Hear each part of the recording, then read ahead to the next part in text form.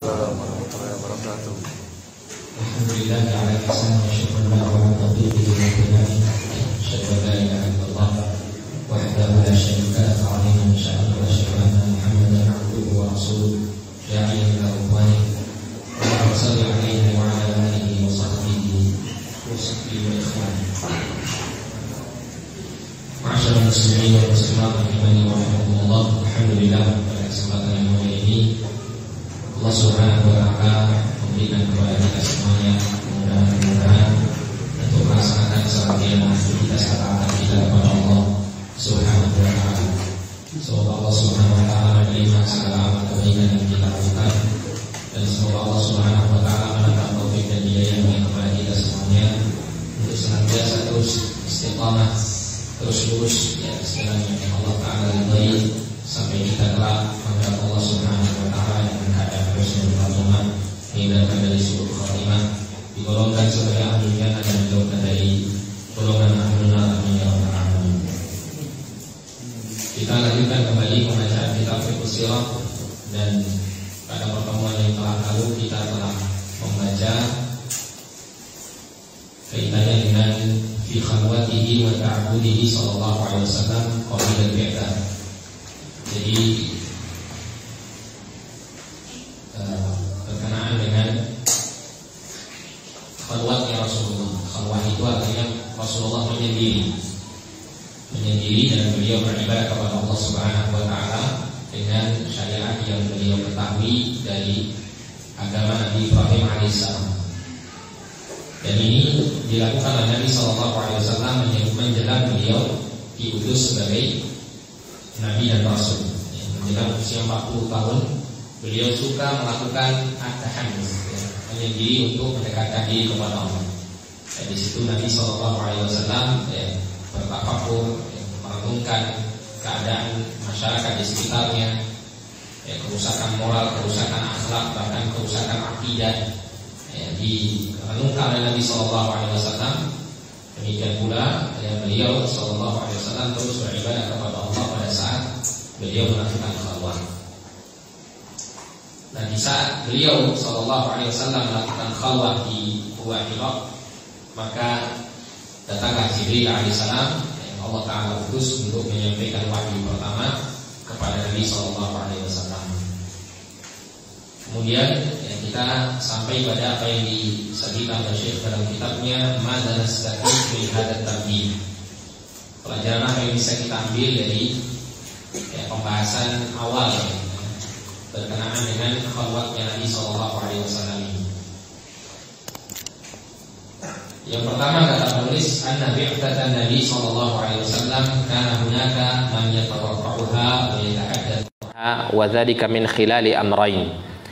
Bahwasanya diutusnya Nabi SAW ada orang-orang yang meramalkannya atau orang-orang yang sudah membicarakannya, menantikannya. Dan ini bisa dilihat dari dua poin ya. Yang pertama adalah melalui wahyu, yaitu melalui wahyu yang telah Allah Ta'ala turunkan kepada umat-umat terdahulu, seperti kitab Taurat yang diturunkan kepada Nabi Musa alaihissalam, yang terus dipelajari oleh Bani Israel terus menerus sampai bangsa Yahudi tetap membaca dan mempelajarinya. Demikian pula Injil yang Allah Subhanahu wa ta'ala turunkan kepada Isa alaihissalam, yang mana kitab Injil ini juga terus dipelajari oleh orang-orang Nasrani. Sebelum diutusnya Nabi Muhammad SAW, dua golongan ini telah mengetahui akan terutusnya seorang nabi akhir zaman melalui dua kitab yang telah Allah turunkan di tengah-tengah mereka. Fakana yadhkuru fihi ma awsafan nabi alladhi sayub'ats. Maka disebutkan di dalam kedua kitab itu sifat-sifat Nabi SAW yang akan diutus, wa awsaf zamanihi, termasuk juga sifat-sifat zamannya. Jadi di antara hal yang membuktikan hal ini, seperti yang sering saya sampaikan, berkenaan dengan orang-orang Yahudi yang datang ke kota Madinah atau mendekati kota Madinah. Mereka datang untuk menyambut Nabi akhir zaman ini. Nah, mereka mengetahui ya, dekatnya zaman keluarnya Nabi Shallallahu Alaihi Wasallam merupakan Nabi akhir zaman ini, itu diketahui melalui kitab Taurat mereka, dan mereka mendapati dalam kitab Taurat mereka bahwasanya Nabi akhir zaman itu keluar di Jazirah Arabia, di sebuah negeri yang dipenuhi dengan pohon-pohon kurma, yang itu membuat mereka kemudian berbondong-bondong datang untuk menjadi orang-orang yang pertama kali akan menyambut dan mengimani serta mendukung Nabi akhir zaman ini.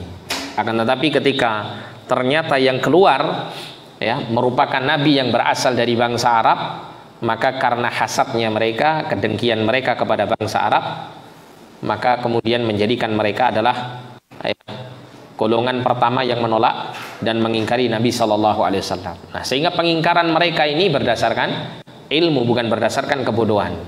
Beda dengan bangsa Arab. Bangsa Arab itu ketika menolak Nabi Muhammad Shallallahu Alaihi Wasallam itu bukan karena dasar ilmu, karena mereka nggak ngerti, hanya bermodalkan hawa nafsu mereka, kemudian kebodohan mereka terhadap syariat yang hak, maka mereka menolak dakwah yang disampaikan Nabi Shallallahu Alaihi Wasallam. Mereka mengingkari Nabi Shallallahu Alaihi Wasallam.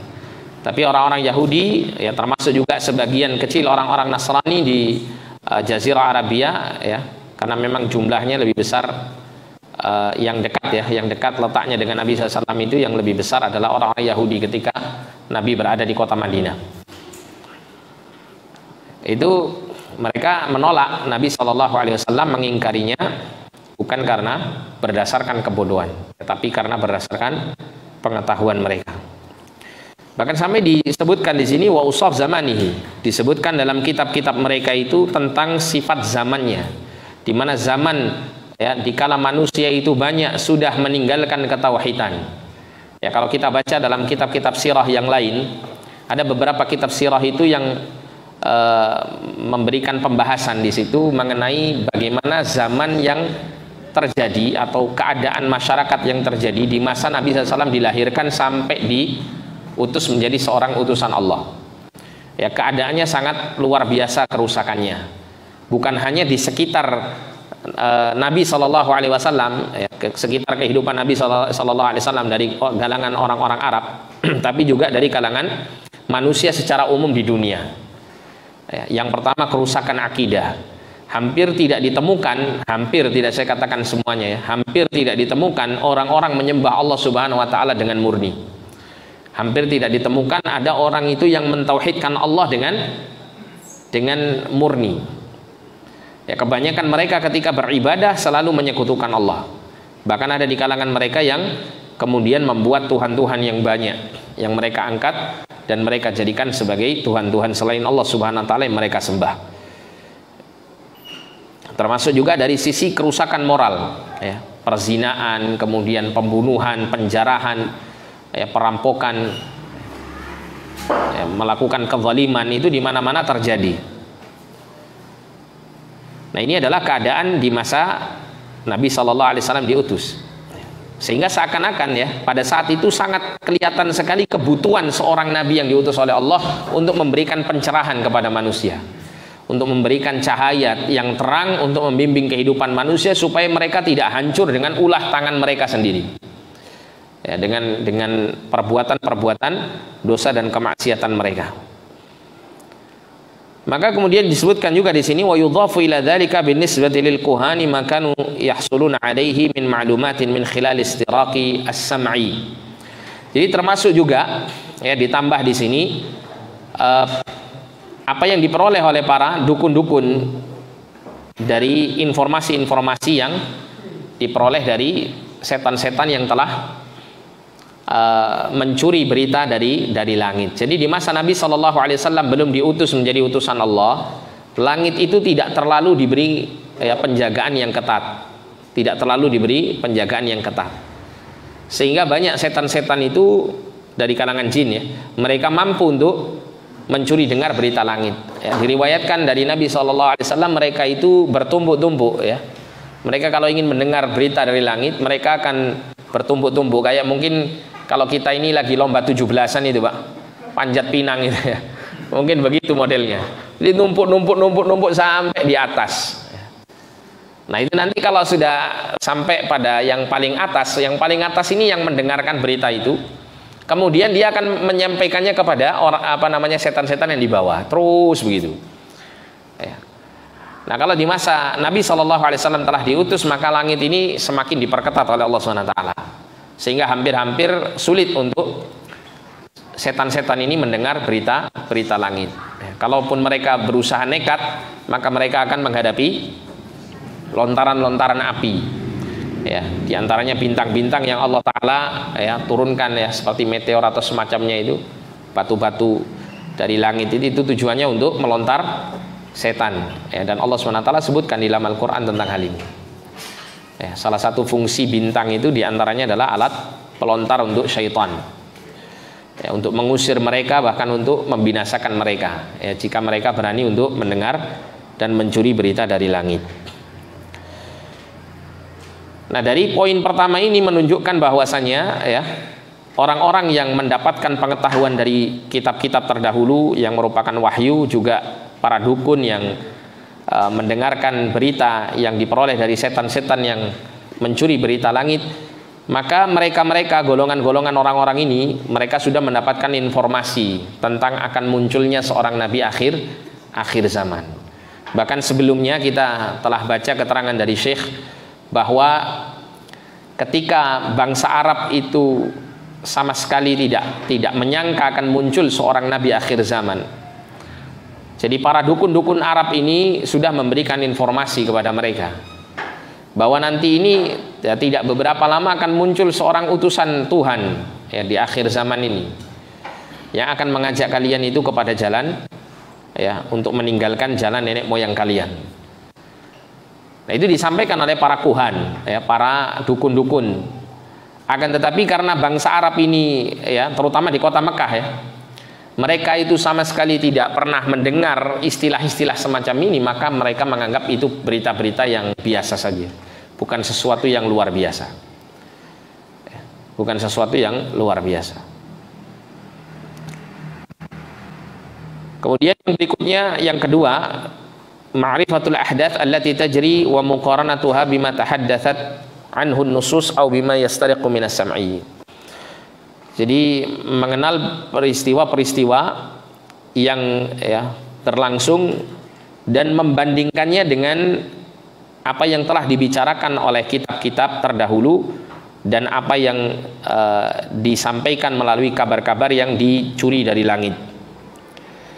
Wa minal jam'i baina hadha an-nass aw bima jaa'a min istiraqi sam'i ma'a syawahidil waqi' tadhharu al-'alamah allati tadullu 'ala qurbi bi'tsatin nabi sallallahu alaihi wasallam. Ya, dengan mengumpulkan antara berita-berita dari kitab-kitab yang telah diturunkan atau dengan apa yang datang berupa berita-berita dari langit yang dicuri dengar oleh setan, bersamaan dengan memperhatikan segala peristiwa-peristiwa yang terjadi, maka ini semuanya merupakan alamah, ya, merupakan satu tanda yang bisa memberikan petunjuk akan dekatnya diutusnya Nabi SAW. Jadi bukan hanya sekedar berita-berita yang disampaikan dalam kitab-kitab ya, atau berita-berita dari langit yang dicuri oleh setan, namun juga peristiwa-peristiwa yang berlangsung di kehidupan itu memberikan gambaran atau tanda-tanda bahwa akan diutusnya seorang nabi. Contoh misalnya sebelum terlahirnya Nabi Muhammad SAW atau di tahun di mana Nabi SAW akan dilahirkan, itu terjadi peristiwa yang sangat luar biasa. Ya, peristiwa yang sampai kemudian Allah Subhanahu Wa Taala sendiri menceritakan dan mengabadikannya, yaitu peristiwa Amul Fil, ya, tahun gajah, yang mana Abrohah ya, raja Yaman yang waktu itu adalah merupakan pemeluk agama Nasrani, itu ingin menghancurkan Ka'bah dengan semua kekuatan besar yang dimilikinya, yang mana pada saat itu Raja Abroha ini adalah raja terkuat di seluruh Jazirah Arabia. Akan tetapi Allah Subhanahu Wa Taala menghancurkan dan menghinakan mereka hanya dengan apa? Allah mengutus burung-burung yang kecil yang membawa batu-batu, yang kemudian hanya gara-gara dijatuhi oleh ya, batu-batu yang dihujani oleh burung-burung kecil itu membuat mereka semuanya binasa, ya, binasa dengan terhina.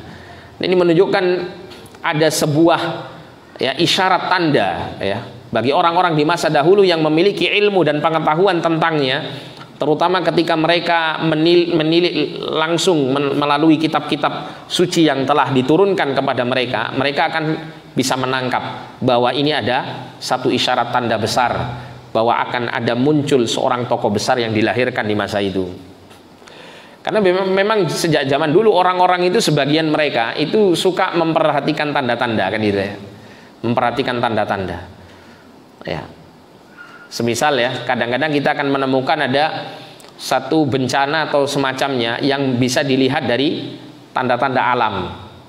Misalnya ya, banyak hewan-hewan yang misalnya biasanya mereka hidup di gunung-gunung, kemudian mereka ya turun dari gunung-gunung tersebut dengan jumlah yang sangat besar. Nah, itu kan bisa menjadi pertanda ya, menjadi pertanda. Dan orang-orang yang diberikan kelebihan oleh Allah berupa firasat ya, itu mereka bisa mempelajari ya sesuatu keadaan itu melalui tanda-tanda yang Allah Ta'ala turunkan ya. Istilahnya apa? Intuisi ya, istilahnya orang-orang itu bukan meramal ya. Kalau namanya meramal itu dia tidak memiliki indikasi apapun, tiba-tiba dia langsung mengatakan ya nanti akan terjadi begini. Itu namanya meramal ya. Tapi kalau dia melihat indikasi-indikasi yang ada di sekitarnya, seperti contoh misalnya seorang dokter gitu Pak, atau seorang yang memang ahli pengobatan, terkadang dia akan melihat ini orang ini kalau melihat postur tubuhnya, kelihatan matanya seperti ini, ini tandanya orang ini sakit seperti ini ya. Itu bukan meramal namanya, itu apa? Melihat dari adanya tanda-tanda yang terjadi pada diri seseorang. Nah, poin yang kedua ini kaitannya erat dengan itu. Banyak beberapa peristiwa-peristiwa yang terjadi yang tidak biasa, yang kemudian ketika dibandingkan dengan kitab-kitab yang sudah diturunkan melalui kabar-kabar kitab-kitab itu, dan juga melalui berita-berita para dukun yang mendapatkan berita dari langit melalui setan-setan yang mencuri dengar itu kemudian cocok gitu loh. Berarti memang benar ini akan muncul atau sudah dekatnya ya kemunculan seorang nabi dan utusan Allah yang terakhir. Nah, apa pentingnya untuk mengenal hal ini? Maka dikatakan oleh Syekh di sini, wa hadza yaquduna ila al-faidati tsaniyah wa tsalitsah. Dua poin ini mengantarkan kepada kita untuk memahami faidah kedua dan ketiga. Nah, faidah yang kedua adalah ahamiyatu mutaba'atil ahdath allati tajri wa rabatuha bin nusus. Jadi pentingnya untuk memperhatikan segala peristiwa-peristiwa yang terjadi di sekitar kita, dan kemudian mengikat itu semuanya dengan nas, dan dengan ya kalau di masa kita dengan Al-Quran dan Sunnah Rasulullah SAW. Contoh seperti yang baru saja terjadi, semisal Gunung Semeru yang meletus.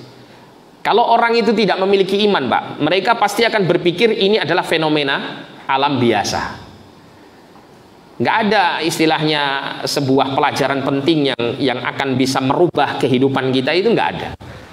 Paling nanti akan dibahas melalui sisi-sisi peristiwa alamnya saja. Bahwasanya Gunung Semeru ini adalah gunung yang aktif kan gitu ya.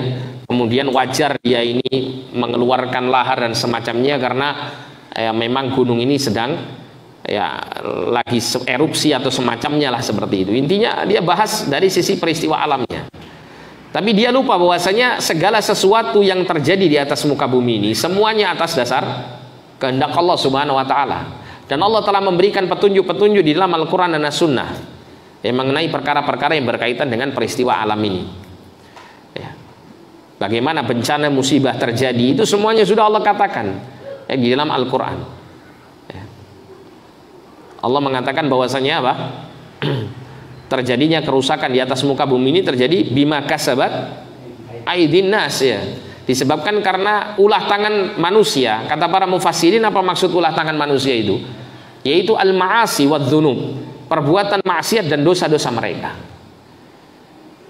Nah, kalau kita menelitinya dari sisi itu, ya, setiap peristiwa yang terjadi, peristiwa-peristiwa besar yang terjadi di sekitar kita, kemudian kita kembalikan kepada timbangan yang terbaik yaitu Al-Quran dan As-Sunnah, maka kita akan mendapatkan petunjuknya di situ. Apa yang membuat kemudian hal ini terjadi? Kemaksiatan.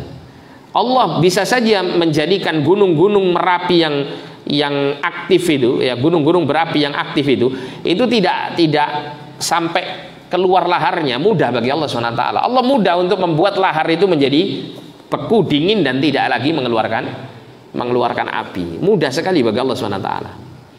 Ya. Tapi itu terjadi, apa yang membuat hal itu terjadi? Nah, di situ. Ya. Kemudian muncul pelajaran-pelajaran yang bisa kita ambil. Ya. Pelajaran yang kita bisa ambil yaitu kita perbanyak istighfar, mohon ampun kepada Allah, peringatan besar. Ya, tidak sulit bagi Allah Subhanahu wa taala untuk menjadikan kita hancur meskipun kita jauh dari gunung. Seperti kita tinggal di sini, ya, jauh dari gunung, pegunungan. Tidak sulit bagi Allah membuat kemudian tiba-tiba bumi ini longsor ke bawah. Ya, mungkin nggak ada lahar yang keluar, enggak. Tapi mungkin Allah jadikan apa? Longsor. Makanya dalam doa di waktu pagi sore itu kita berdoa, kita berlindung kepada Allah apa? Allahumma inni as'aluka al-afiyata fid dunya wal akhirah. Allahumma inni as'aluka al-'afwa wal afiyata fi dini wa dunyaya wa ahli wa mali. Allahumma astur aurati wa amin rawati. Allahumma ihfazni min baini yadayya. Ya Allah, jagalah aku dari depanku. Ya. Allahumma ihfazni min baini yadayya wa min khalfi wa an yamini wa an shimali wa min fawqi. Wa a'udzubika min an utala min tahti. Ya Allah, lindungilah aku dari berbagai macam mara bahaya yang ada di depan, di belakang, di kanan, dan di kiri, serta yang berada di atas. Dan kemudian lanjutannya apa? Dan aku berlindung kepadamu ya Allah, jangan sampai aku disambar, dimasukkan ke dalam bumi dari bagian bawah. Ini mengisyaratkan kepada kita bahwasanya ada yang namanya azab itu bentuknya ditenggelamkan oleh Allah SWT. Seperti kisah Korun itu ya. Korun dan semua bala tentaranya, semua pengikut-pengikutnya, dan semua harta bendanya yang demikian besar karena kekufurannya kepada Allah Subhanahu wa taala atas nikmat-nikmat yang sudah Allah berikan, Allah jadikan Korun itu tenggelam. Allah perintahkan bumi untuk memakannya, menelannya. Nah, ini menunjukkan bahwasanya azab itu bisa datang kapanpun dan dengan cara bagaimanapun juga.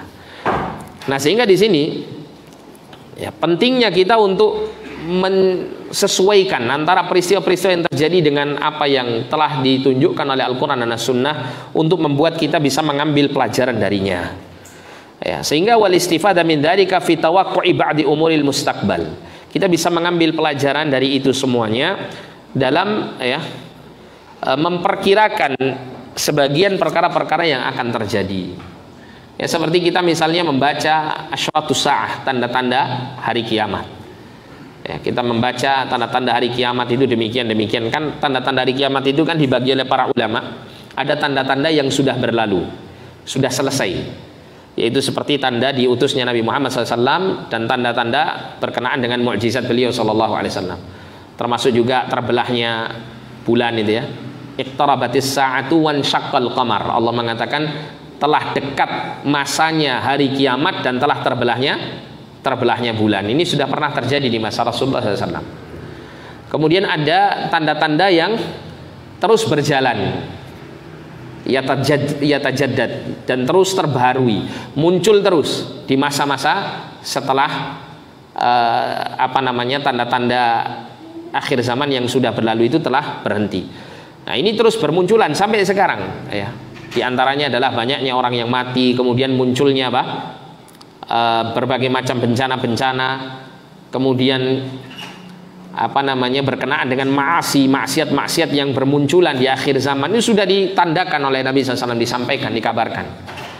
Nah, itu semuanya kita kembalikan kepada dalil, kepada Al-Quran dan As-Sunnah, supaya kita bisa mengambil pelajaran, mengambil ibrah dari itu. Jangan sampai kita tergolong golongan orang-orang yang demikian yang terpengaruh dengan kemaksiatan atau kerusakan yang ada. Falladzina kana ladaihim ilmun wa mutaba'atun lil ahdathi kanu yudrikuna qurbal bi'tsatin nabawiyah. Jadi orang-orang yang mereka memiliki ilmu dan kemudian mereka meneliti berbagai macam peristiwa, maka mereka kemudian mendapati pengetahuan tentang dekatnya diutusnya Nabi SAW. walladzina lam yahtammu bil ahdath wa lam yutabi'uha kanatil bi'tsatun nabawiyyah lahum hadatsan mufaja'an ghariban. Sedangkan orang-orang yang mereka tidak memperdulikan ya berbagai macam peristiwa-peristiwa yang terjadi dan mereka juga tidak menelitinya, maka ketika terutusnya Nabi Shallallahu Alaihi Wasallam itu bagi mereka adalah satu peristiwa yang mengagetkan, peristiwa yang menjadikan ya sesuatu yang aneh untuk mereka. Makanya ketika muncul Nabi Shallallahu Alaihi Wasallam dengan menyerukan kalimat la ilaha illallah, apa kata mereka? Mereka mengatakan aja'alal alihata ilahan wahida inna hadza la syai'un ujab. Apakah Muhammad ini mengajak kita ini untuk menyembah satu Tuhan saja? Sesungguhnya ini perkara yang aneh. Gak pernah kita menemukan ada bapak-bapak kita dulu yang menyembah hanya satu Tuhan, yaitu Allah Subhanahu wa taala saja. Tidak ada. Ya. Ini Muhammad ini bawa ajaran baru, ajaran aneh ini, nah gitu. Tapi tidak dengan golongan orang-orang yang memiliki pengetahuan tentang hal ini, seperti orang-orang Yahudi, orang-orang Nasrani. Mereka punya pengetahuan tentang tauhid, ya. Sehingga mereka tidak menentang Nabi dari sisi ini. Ya. Mereka terkadang menentang Nabi hanya gara-gara apa? Karena itu tadi, karena adanya apa? Kedengkian kepada Nabi Shallallahu Alaihi Wasallam dan apa yang dibawa oleh beliau Shallallahu Alaihi Wasallam. Yahudi dengki dengan Nabi karena Nabi berasal dari bangsa Arab, bukan karena mereka ini mengingkari ajaran Nabi ya, secara apa namanya hakikatnya, bukan. Tapi karena sebab kedengkian itulah yang membuat mereka kemudian mengingkarinya, ya, mengingkari di atas ilmu, mengingkari di atas pengetahuan. Nah ini berkenaan dengan poin yang kedua. Kemudian yang ketiga adalah anna manal misuhu haliyan min ziyadati iqbalin nasi ala tamassuki bid-din wal hirs alaihi wat tamassuk bihi lam yakun mufaja'an. Fakama tahaddatsa al-yahud wan nasara wal kuhan 'anil bi'tsati wajadna aidan min kutubin an hadzal iqbal wa lam yakun hadza rajman bil ghaib walakin al-mutaba'a lil ahdath wal istintaj minha awsalahu ila hadza at-tawaqqa'. Jadi kemudian disebutkan oleh penulis yang ketiga adalah kita merasakan sekarang tentang bertambahnya penerimaan manusia atas agama Islam ini. Kita lihat ya, di beberapa negara-negara kafir itu banyak sekali dari orang-orang kafir yang kemudian menerima agama Islam. Menerima agama Islam. Bahkan ada sebagian negara itu diprediksi sekian puluh tahun ke depan negara ini akan menjadi ya mayoritas muslim penduduknya. Ya, sampai ada yang memprediksi demikian. Nah ini semuanya bukan menjadi sesuatu yang mengagetkan orang-orang, ya, orang-orang Eropa terutama ya, Eropa Amerika itu tidak merasa kaget dengan perkembangan Islam di negara-negara mereka. Kenapa? Karena mereka sudah memprediksikan, ya, mereka telah memprediksikan ya, bahwa ke depan nanti akan banyak sekali orang-orang yang memeluk agama Islam. Nah mereka bisa memprediksikannya dari sisi apa? Dari sisi mereka melihat peristiwa-peristiwa yang terjadi, peristiwa-peristiwa yang terjadi. Kemudian mereka cross checkkan dengan pengetahuan mereka, karena di tengah-tengah mereka masih ada kalangan ahlul kitab. Jadi mereka orang-orang yang pintar sebetulnya. Nah sama ya. Kejadian hal ini sama dengan apa yang dibicarakan oleh Yahudi dan Nasrani dan juga para kuhan, para dukun-dukun tentang terutusnya Nabi Shallallahu Alaihi Wasallam. Nah sehingga bukan sesuatu yang kemudian mengagetkan mereka, bukan sesuatu yang membuat mereka kaget. Apalagi banyak sekali ya di negara-negara Eropa itu ada istilahnya itu orientalis. Orientalis itu sebetulnya orang-orang yang belajar ilmu-ilmu dan budaya ketimuran, karena menurut mereka adalah orang-orang barat ya, maka mereka membutuhkan pengetahuan tentang ilmu dan budaya ketimuran, terutama tokoh-tokohnya ini bermunculan ketika di masa mereka sedang menjajah negara-negara di timur. Kebutuhan mereka sangat besar sekali untuk mengetahui ya, pengetahuan ketimuran. Oriental itu kan artinya ketimuran. Nah sehingga bermunculan tokoh-tokoh yang sangat serius fokus dengan mempelajari pengetahuan-pengetahuan dan budaya ketimuran. Nah, tentunya tidak lepas dari apa? Fokus mereka untuk mempelajari agama Islam, karena Islam ini munculnya dari timur tapi di tengah gitu ya, mendekati barat, bukan timur sangat timur ya, timur tengah, makanya disebut Jazirah Arabia sebagai timur tengah, tapi dia masih dalam bagian timur. Makanya ada sebuah istilah dari para ini ya, guyonannya orang-orang berkenaan dengan apa namanya, peradaban moral. Jadi pencerahan ya, moral manusia itu terbit dari timur dan tenggelam di barat. Apa maksudnya? Jadi orang-orang timur lebih apa? Lebih maju peradaban moralnya daripada orang-orang barat. Kenapa? Karena mataharinya terbit dari timur. Terbit dari timur mana, Pak? Sana ya. Terbit dari timur, tenggelamnya ke barat. Nah, di posisi barat tenggelam gitu loh. Peradaban moralnya tenggelam. Ya, dan itu kenyataan, realita. Kita kalau melihat istilahnya unggah-ungguh adab itu yang paling mencolok kalau di masa-masa dahulu terutama ya, itu kita lihat kebanyakan orang-orang timur sangat memperhatikan itu. Makanya kemudian ketika banyak budaya-budaya barat masuk ke negara-negara timur, itu kan banyak pertentangan, banyak sekali pertentangan yang lambat laun karena banyaknya penjajah yang memaksakan ya peradaban barat ini sampai membuat kemudian negara-negara timur akhirnya terpengaruh. Tapi awal mula itu sangat berbenturan sekali dengan apa? Dengan tradisi dan peradaban mereka, orang-orang timur. Nah, sehingga saling berbenturan. Nah, tidak terkecuali ya, ketika mereka orang-orang orientalis mempelajari ketimuran, maka mereka juga mempelajari Islam di situ. Nah, sehingga kemudian mereka memiliki pengetahuan yang banyak tentang ajaran Islam. Nah, disitulah kemudian ya, dari situlah kemudian mereka apa?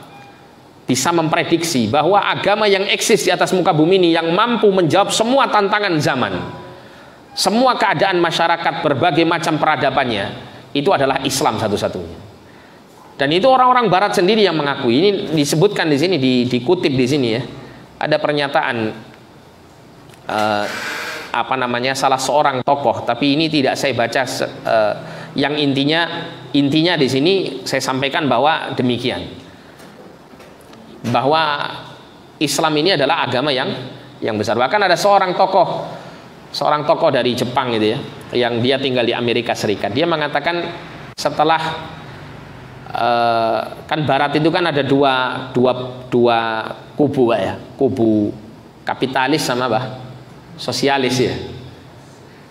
Yang Rusia dan negara-negara yang sejalan dengan mereka, Cina dan semacamnya, itu sosialis ya, negara sosialis. Nah, menurut tokoh ini, Francis Fukuyama namanya ya, dalam bukunya The Clash of Civilization, jadi adanya apa namanya, benturan peradaban, dia menulis di situ bahwa musuh Barat sekarang itu bukan sosialis, karena sosialis sudah kalah. Karena memang kalau kita perhatikan kayak Rusia, Cina dan semacamnya, mereka tidak murni sudah sosialisnya, sudah banyak terpengaruh dengan ya peradaban Amerika Serikat, Eropa dan semacamnya. Ya, kalah dengan kapitalisnya dan semacamnya. Ya, sudah mulai kalah itu, atau tergeser sedikit, ya, terpengaruh. Nah, sekarang menurut tokoh ini, dia mengatakan bahwa permusuhan Barat itu sekarang itu arahnya kepada Islam. Ya, padahal sejak zaman dulu itu sudah dimusuhi Islam ini ya. Bahkan dulu penjajahan-penjajahan yang terjadi kebanyakan negeri-negeri Islam yang dijajah. Itu dikarenakan apa? Dikarenakan memang ingin menghancurkan agamanya. Ya. Termasuk juga memaksakan peradaban Barat itu masuk ke dalam negeri-negeri kaum muslimin. Kenapa? Karena mereka merasakan betul bagaimana Islam ini ketika dianut oleh umatnya dan kemudian dipraktekkan menjadi amal nyata, itu Barat, orang-orang kafir nggak mampu mengalahkan kaum muslimin, nggak mampu dengan apapun, nggak mampu. Nah,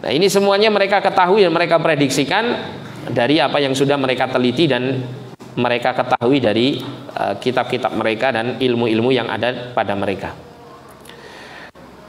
Nah, inilah pentingnya kita mengambil pelajaran seperti ini. Metodologi untuk kita meneliti itu penting seperti ini karena kita memiliki Al-Qur'an. Ya, kita memiliki Al-Qur'an. Al-Qur'an ini memberikan petunjuk. Makanya kemudian ketika kita menghadapi berbagai macam problematika hidup, Al-Quran sudah memberikan jawabannya. Jadi setiap kali kita ini dalam kehidupan kita ini, kita dalam berinteraksi dengan manusia atau berkenaan dengan urusan diri kita sendiri dalam kehidupan ini, ketika kita menghadapi sesuatu yang butuh solusi, itu jangan kemudian kita tanya kepada orang-orang yang memiliki pengetahuan-pengetahuan yang bersifat nggak bersumber dengan Al-Quran, tapi kita langsung menengok kepada Al-Quranul Karim. Apa Al-Quran berbicara apa tentang apa yang saya hadapi sekarang ini? Nah begitu. Itu seharusnya hidup seorang Muslim itu begitu. Ada seorang Yahudi dulu itu yang masuk Islam. Gara-gara dia itu ketika masih kecil ya, ketika masih remaja, itu sering dia berinteraksi dengan orang yang sudah tua, punya toko, dia seorang Muslim. Nah si Yahudi ini kemudian setiap kali punya masalah di rumahnya gitu ya, dengan orang tuanya, dengan kawan-kawannya, dengan keluarganya atau orang sekitarnya, itu selalu wadul sama orang tua ini gitu. Kenapa? Karena setiap kali dia curhat sama orang tua ini mesti dapat solusi. Nah, setiap kali dia punya masalah datang ke orang tua ini yang punya toko ini, dia selalu ngasih tahu begini gitu. Akhirnya jadi solusi buat kehidupannya. Nah sampai pada akhirnya orang tua ini meninggal, si kakek ini meninggal, tapi dia punya wasiat. Ya, biasanya ada seorang pemuda Yahudi ini biasanya datang ke rumah saya kalau dia punya masalah mesti tanya ya solusi tentang masalah itu. Maka tolong berikan, ada satu kotak yang dia siapkan gitu, satu kotak yang dia siapkan berikan kepada si anak Yahudi ini, si pemuda Yahudi ini. Nah setelah meninggal itu dia wasiat demikian.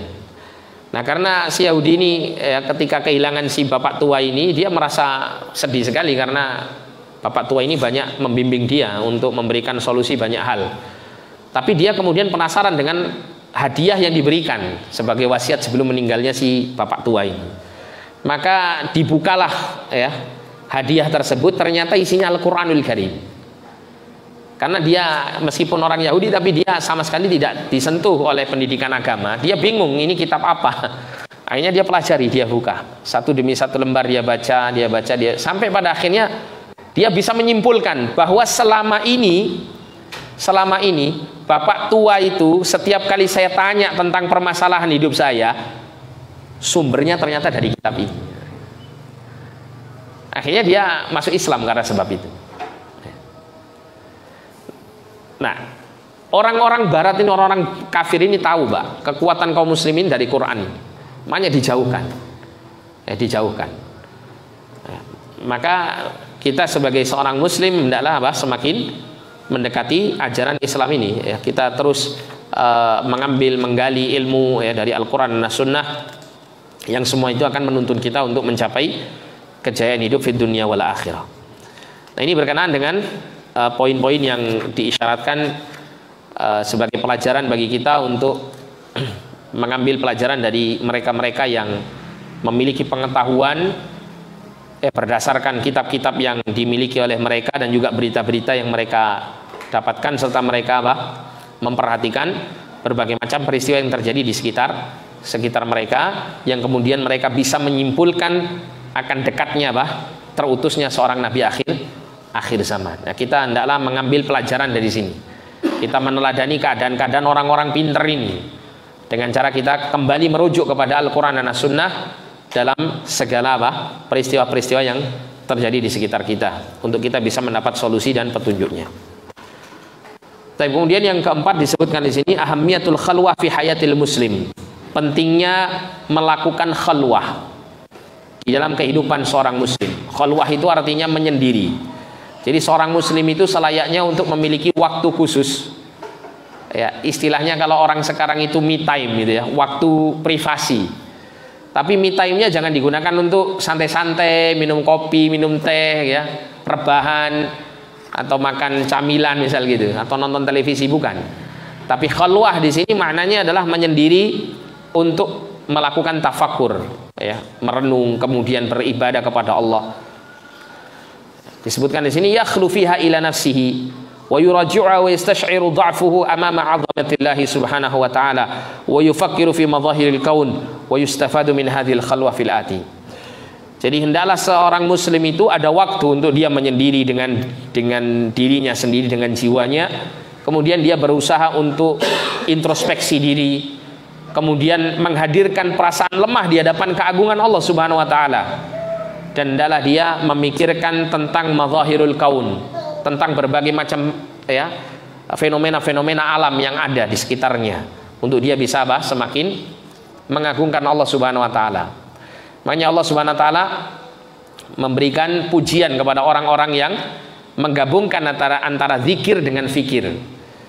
Ya, di dalam Quran surah Ali Imran itu kan Allah mengatakan tentang sifatnya ulul albab, orang-orang yang menggunakan akalnya, orang-orang yang cerdas.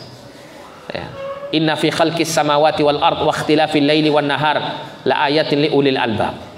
Ya, sesungguhnya, ya, ini bel apa ini? Belisa. Sesungguhnya di dalam penciptaan langit dan bumi serta bergantinya malam dan siang terdapat tanda-tanda kebesaran Allah bagi orang-orang yang menggunakan akalnya. Maksudnya apa orang-orang yang menggunakan akalnya itu? Orang-orang yang berpikir. Makanya setelah itu Allah memberikan sifat-sifatnya. Alladzina yadhkuruna Allah qiyaman wa qu'udan wa 'ala junubihim wa yatafakkaruna fi khalqis samawati wal ardh. Mereka itu adalah orang-orang yang senantiasa mengingat Allah dalam keadaan berdiri, ya, kemudian duduk dan dalam keadaan berbaring. Dalam semua aktivitasnya dia adalah orang-orang yang selalu mengingat Allah Subhanahu wa taala. Dan dia juga memadukan zikir itu dengan berfikir. Wa yatafakkaruna fi khalqis samawati wal ardh. Ya. Berfikir dalam penciptaan langit dan bumi. Sampai kemudian mereka, ya, kemudian menyimpulkan Rabbana ma khalaqta hadza batila. Wahai Rabb kami, sesungguhnya semua ini kau ciptakan, ya, tidak ada yang sia-sia. Ada tujuannya, ada hikmahnya. Subhanaka faqina adzabannar. Maha suci Engkau, faqina adzabannar, ya. Jauhkanlah kami dari siksa api neraka. Ada rasa takut yang muncul. Ya, inilah salah satu jalan yang kata para ulama, ya, jalan untuk menyampaikan seseorang kepada ma'rifatullah, untuk mengenal Allah Subhanahu wa taala. Karena ma'rifatullah itu bisa dilakukan dengan dua cara. Kata Syekh Ibnu Utsaimin rahimahullah, beliau mengatakan dalam kitab Syarah Al-Ushul Tsalatsah itu, beliau mengatakan untuk menggapai ma'rifatullah itu diperlukan dua cara. Cara yang pertama adalah mempelajari ayat-ayat syar'iyah, mempelajari tanda-tanda kebesaran Allah berupa wahyu yang Allah Ta'ala turunkan, yaitu Al-Quran dan As-Sunnah. Di situ kita pelajari tentang nama-nama Allah, sifat-sifatnya, bagaimana keindahan sifat-sifat Allah yang terkandung dalam nama-nama yang husna. Itu dipelajari dan direnungkan. Itu akan mencapai akan mencapai seseorang itu kepada ma'rifatullah. Kemudian yang kedua adalah mempelajari ayat-ayat kauniyah, tanda-tanda kebesaran Allah yang ada di atas seluruh alam ini. Dan itu diisyaratkan, ya, dibimbing oleh Al-Quranul Karim. Ya, seperti contoh ayat tadi, Allah menyebutkan sifat-sifat ulul albab. Mereka adalah orang-orang yang tidak hanya memahami ayat-ayat syar'iyah dengan kemudian terwujud zikir kepada Allah Subhanahu wa taala dan ibadah kepadanya, tapi juga selalu berpikir dalam ayat-ayat kauniyah. Ya, mereka memikirkan tentang penciptaan langit dan bumi. Nah, ini adalah pentingnya khalwah bagi kehidupan seorang muslim. Silakan adzan dulu, ya. Kemudian dari khalwah ini seorang muslim akan bisa mengambil manfaat, ya. Disebutkan di sini ada dua manfaat, yaitu al-ittila' ala afatin nafsi.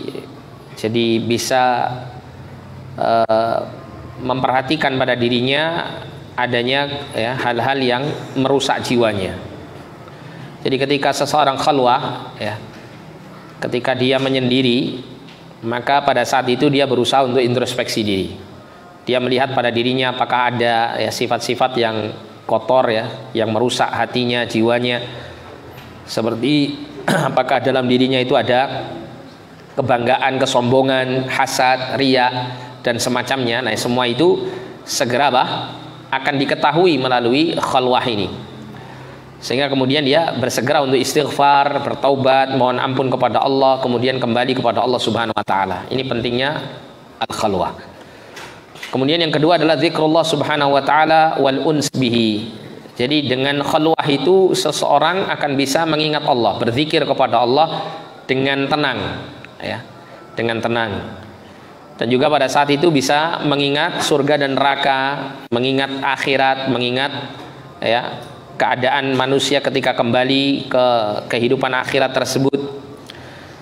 Yang mana itu semuanya akan bisa memunculkan dorongan untuk semakin taat kepada Allah dan akan semakin ya mendorong dia untuk menjauhkan diri dari kemaksiatan.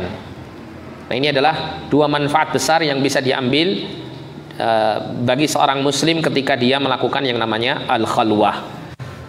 Nah, kemudian yang kelima, pelajaran yang terakhir disebutkan dalam kitab ini, mal maqsudu bihadhil khalwah. Apa yang dimaksud dengan al-khalwah ini, menyendiri ini?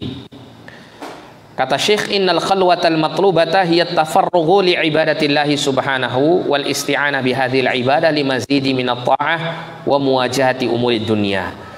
Jadi khalwah yang dimaksud di sini, khalwah yang syar'i, itu adalah at-tafarrughu li ibadatillahi subhanahu wa ta'ala. Jadi meluangkan waktu khusus untuk beribadah kepada Allah dan untuk menjadikan ibadah itu sebagai salah satu sarana untuk membantu dia dalam menambah ketaatan kepada Allah dan menjadikan dia semakin kokoh untuk menghadapi permasalahan-permasalahan urusan-urusan dunianya.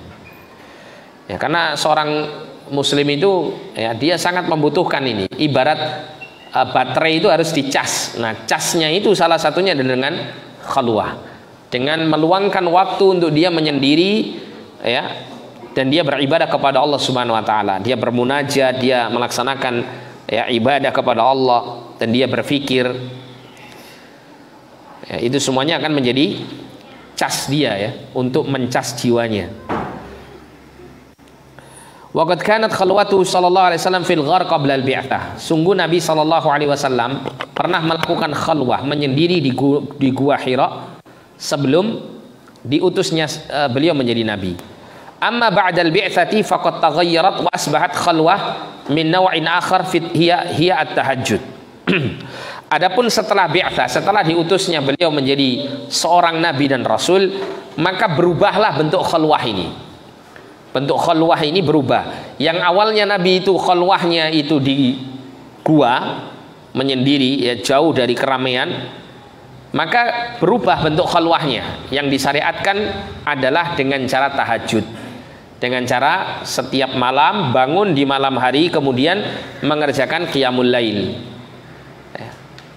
dikala manusia tidur. Jadi bukan menyendiri di sini kemudian mencari ya gua atau hutan atau ya menjauhkan diri dari manusia, enggak ya, tapi ya khalwahnya adalah dengan cara ya melaksanakan qiyamul lail, melaksanakan salat malam. Wa kana hadza tahajjudu fardhan ala Muhammadin sallallahu alaihi wasallam wa ummatihi. Dan adalah tahajud itu awalnya itu diwajibkan atas Nabi sallallahu alaihi wasallam dan umatnya. Jadi awal mula Nabi diutus, kemudian awal mula ya beliau berdakwah di kota Mekah, kemudian ya beberapa orang masuk ke dalam Islam. Di awal-awal itu tahajud diwajibkan untuk mereka. Tahajud diwajibkan untuk mereka. Dan ini pelajaran besar, Pak. Ada pelajaran besar bahwasanya kenapa kok awal-awal mula Islam ya kaum muslimin ketika mereka masih sedikit itu diperintahkan untuk tahajud, dan ini wajib untuk mereka sebelum mendapat kewajiban sholat 5 waktu. Apa perlunya? Nah gitu. Kalau kita memperhatikan keadaan kaum muslimin di kota Mekah pada saat itu, termasuk juga Rasulullah di kota Mekah pada saat itu tantangannya itu lebih berat daripada ketika di Madinah. Meskipun sama-sama beratnya. Tapi tantangan yang paling berat di mana? Di Mekah. Kenapa? Karena mereka sedikit. Ya, kekuatan mereka itu tidak ada. Lemah sekali mereka di hadapan bangsa Quraisy. Ya, intimidasi, kemudian celaan, siksaan, boikot, ya, itu dirasakan oleh kaum muslimin di kota Mekah. Bahkan sampai pernah diboikot Rasulullah beserta keluarganya itu 3 tahun, ya, tidak boleh tidak boleh berdagang bersama mereka, sehingga kalaupun punya uangnya nggak laku kalau dari keluarga Nabi Shallallahu Alaihi Wasallam, nggak bisa makan, nggak bisa minum, sampai ya ada di antara mereka itu kemudian mencari makan di luar kota Mekah untuk mencari daun-daunan dan serupa dengan itu 3 tahun, Pak. Itu nggak lama, nggak sebentar 3 tahun itu. Kita misalnya ya diboikot sama satu kampung ini 1 minggu saja, ya nggak bisa beli beras, nggak bisa macam-macam, padahal ada gitu. Kira-kira gimana gitu? Mau golek iwak ning ndi? Ya, ning kali ya. 1 minggu saja sudah kerepotan. Ya, contoh kemarin saja lah, masa pandemi awal-awal itu. Itu masya Allah, Pak. Itu kalau saya, Pak, ya, jadi pengalaman hidup luar biasa. Sholat saya lebih khusyuk waktu itu. Doa saya lebih masya Allah, lebih luar biasa. Karena apa? Nggak bisa kemana-mana, bayangan. Ya, mau keluar kemana kan gitu. Ya, nggak ada kondisi yang berat waktu awal-awal itu. Masya Allah, doa saya luar biasa. Ya, sampai ngeleles, Pak, istilahnya wong gini kan ngeleles, golek-golek duit sing lugur-lugur, sing ya kari-kari sing lali-lali sing ning jero tas itu. Ya, alhamdulillah ya, masya Allah berharga itu. Uang 10.000 saja berharga waktu itu. Ya, untuk makan. Ya, luar biasa. Itu kondisi yang berat dirasakan oleh kaum muslimin di kota Mekah. Nah, Allah Subhanahu wa taala mewajibkan mereka untuk tahajud. Tujuannya untuk apa? Menguatkan rohani mereka. Karena kalau rohani ini tidak kuat, iman tidak kuat, sulit untuk mempertahankan iman pada saat itu. Kondisi sampai seperti itu. Makanya kemudian Allah Subhanahu wa taala kan menyebutkan di Al-Qur'an itu, yang pertama kali Allah sebutkan, yang Allah puji apa? As-sabiqunal awwalun minal muhajirin, baru minal ansar. Ya, kenapa? Karena ya mereka ini orang-orang yang keimanannya luar biasa.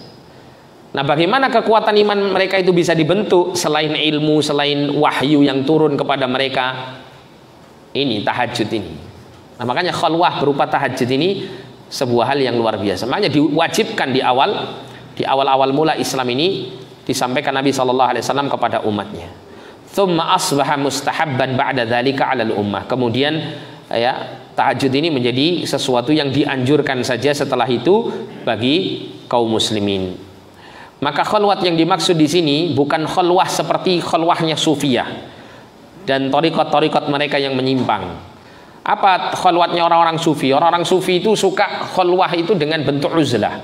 Uzlah itu mereka meninggalkan semua urusan dunia mereka, termasuk semua keluarga mereka. Mereka pergi ke tempat-tempat yang jauh, ke gunung-gunung, ya, ke hutan-hutan, ke gua-gua. Mereka masuk di situ, kemudian mereka menyendiri di situ. Tidak tahu ya, ada wirid-wirid atau zikir-zikir tertentu yang diberikan oleh mursyid, guru-guru mereka untuk mereka baca. Ya, mereka di situ melakukan puasa-puasa yang tidak dicontohkan dalam agama. Ya, mereka melakukan ritual-ritual, praktek-praktek agama yang tidak dicontohkan oleh syariat. Ya, itu yang dilakukan oleh orang-orang sufi. Ya. Nah, yang seperti ini tidak dicontohkan oleh Nabi SAW dan para sahabatnya. Bal hiya qiyamul lail 'indama yanamun nas wa yanzilur rabb subhanahu wa ta'ala kama fi hadits Abi Hurairah radhiyallahu an. Ya, akan tetapi khalwah yang benar itu adalah dengan melakukan qiyamul lail, termasuk juga dalam keterangan yang lain ya, dalam kitab-kitab sirah yang lain, bahwa khalwah ini diganti dengan i'tikaf di masjid. Ya, i'tikaf di masjid ini termasuk bentuk khalwah. Ya, terutama ketika di bulan Ramadan ini sangat ditekankan. Di mana dilaksanakan qiyamul lail itu dikala manusia tidur di malam hari ketika Allah Subhanahu wa taala turun ke langit dunia. Ya, sebagaimana Rasulullah mengatakan, yanzilu rabbuna tabaraka wa ta'ala kulla lailatin ila as-sama'i dunya hina yabqa thuluthul lailil akhir fayaqul man yad'uni fa astajib lahu wa man yas'aluni fa utiyahu wa man yastaghfiruni fa aghfir lahu. Ya, Rabb kami tabaraka wa ta'ala turun ke langit dunia tiap malam ya, ketika tersisa sepertiga malam yang terakhir, maka kemudian Allah berfirman, siapa yang berdoa kepadaku maka aku akan mengabulkannya, siapa meminta kepadaku maka aku akan memberikannya, dan siapa yang minta ampun kepadaku maka aku akan mengampuninya. Kemudian Syekh menutup ya pembahasan ini dengan mengatakan, dan sungguh Allah Subhanahu wa taala berfirman kepada Rasul sallallahu alaihi wasallam, ya, firman Allah Subhanahu wa taala dalam surat Al-Muzammil, ya ayyuhal muzammil, wahai orang yang berselimut, qumil laila illa qalila, ya, bangkitlah kamu di malam hari, ya, nisfahu aw inqus minhu qalila, di pertengahannya atau kau kurangi sedikit, auzid alaihi, atau kau tambahkan atasnya, waratil qur'ana tartila, dan adalah kau membaca Al-Qur'an dengan tartil, inna sanulqi alaika qaulan tsaqila, sesungguhnya kami akan menyampaikan kepadamu qaulan tsaqila, perkataan yang berat, maksudnya adalah Al-Qur'an.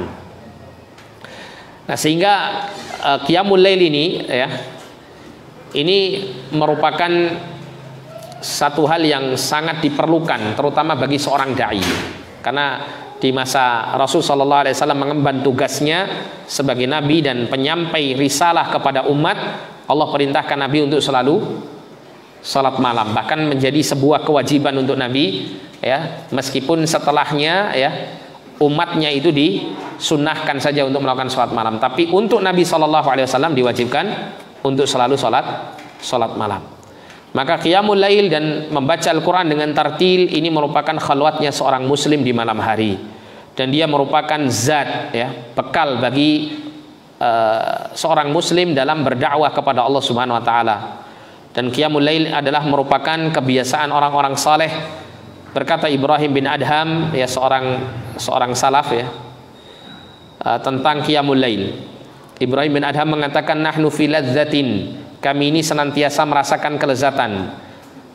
Lau arafahal muluk wa abnaul muluk laduna 'alaiha bisuyuf.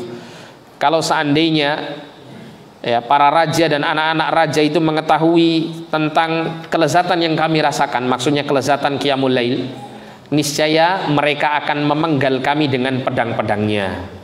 Maksudnya apa? Karena iri dengan apa? Kelezatan yang dirasakan oleh orang-orang yang menghidupkan malamnya dengan beribadah kepada Allah. Tapi insyaallah untuk pembahasan pertama dalam kaitannya dengan minal bi'tsati ila hijratil habasyah, ya, pembahasan mengenai dari mulai diutusnya Nabi sebagai utusan Allah sampai kepada hijrah pertama, yaitu hijrah ke Habasyah, kita akan baca pada pertemuan yang berikut, yaitu berkenaan dengan badul wahyi, yaitu awal mula wahyu diturunkan oleh Allah Subhanahu wa taala kepada Nabi sallallahu alaihi wasallam. Tapi kita cukupkan sampai di sini. Jazakumullah khairan, barakallahu fikum. Kita tutup dengan doa kafaratul majlis. Subhanakallahumma wa bihamdika asyhadu an la ilaha illa anta astaghfiruka wa atubu ilaik. Wa sallallahu ala nabiyina Muhammadin wa ala alihi wa sahbihi wasallam, wa akhiru da'wana alhamdulillahi rabbil alamin. Wa lakum minkum assalamualaikum warahmatullahi wabarakatuh. Ustaz, ada yang tanya Ustaz dari kolom komentar Facebook. Gimana? Dari Ahyudi Setiawan. Assalamualaikum Ustaz, mohon izin bertanya, mengapa orang Yahudi menganggap dirinya lebih dekat dengan Tuhannya sehingga tidak mau menerima Nabi Muhammad SAW sebagai utusan Allah Subhanahu wa taala? Jazakallahu khair. Iya. Banyak faktornya, diantaranya mereka merasa diri mereka ini adalah keturunan para nabi. Karena Ibrahim alaihissalam, ya, memiliki putra yaitu Ishak kemudian memiliki putra Yakub kemudian menurunkan keturunan yang kemudian, ya, banyak para nabi dan para rasul diutus di tengah-tengah mereka.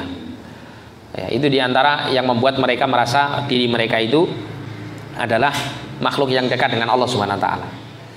Ya, karena banyaknya apa? Dari bangsa mereka yang diutus menjadi utusan Allah. Tapi mereka lupa bahwa sejarah menyatakan bahwa keadaan mereka itu ketika mendapati para nabi dan para rasul dari tengah-tengah bangsa mereka sendiri, mereka bahkan membunuhnya. Ya. Ada satu pelajaran yang disampaikan oleh seorang ahli tafsir dari Mesir itu, ya, Profesor Mutawalli Sya'rawi, ghafarallahu lahu, ya. Beliau menyatakan dalam ta'ammulat beliau atau satu tafsir yang beliau tulis bahwa orang-orang Bani Israel itu, mereka itu adalah bangsa yang sakit. Kenapa? Ya, salah satu tanda mereka itu bangsa yang sakit adalah banyaknya diutus para nabi dan para rasul di tengah-tengah mereka. Ya. Sebagaimana orang kalau sakit dan sakitnya sangat parah, mesti dokternya yang menangani bukan satu, tapi banyak. Ada dokter spesialis ini, nanti dokter spesialis itu, karena penyakitnya komplikatif kan gitu ya, banyak macam-macam. Nanti ada dokter lagi, dokter ini ngurusi orang ini dari sisi penyakitnya yang ini. Terus kemudian juga perawatnya itu keluar masuk, dan itu jumlahnya nggak satu, mungkin 3, 2, karena yang diurus benar-benar apa? Kompleks penyakitnya kan begitu. Ya, makanya kalau kita melihat dari kondisi yang berlalu pada bangsa mereka ini, ya memang demikian keadaannya. Ya, dan ini diceritakan oleh Allah SWT dalam Al-Quran. Jadi salah satu faktornya itu, ya, yang membuat mereka merasa diri mereka superior, kemudian lebih mulia daripada bangsa yang lain, karena mereka menganggap bahwasanya mereka itu adalah bangsa yang di tengah-tengah mereka diutus banyak para nabi dan para rasul. Ya, yang mereka beranggapan bahwa para nabi dan para rasul tentunya orang-orang yang mulia, maka tentunya bangsa mereka adalah bangsa yang mulia. Wallahu a'lam bishawab. Wa akhiru da'wana alhamdulillahi rabbil alamin.